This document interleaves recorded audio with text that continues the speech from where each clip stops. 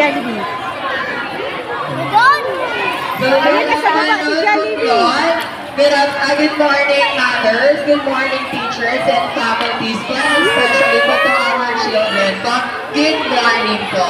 On behalf po of Jollibee Santa Rosa Heights, we are extending our gratitude for still choosing Jollibee Santa Rosa Heights po.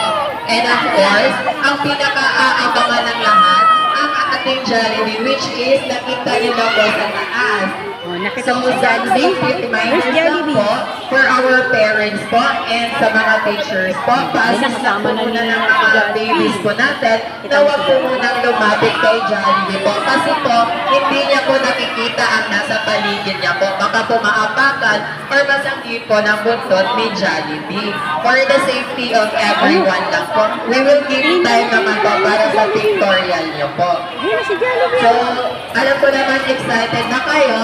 Help me welcome po ang best friend ko, ang best friend nating lahat, Jollibee!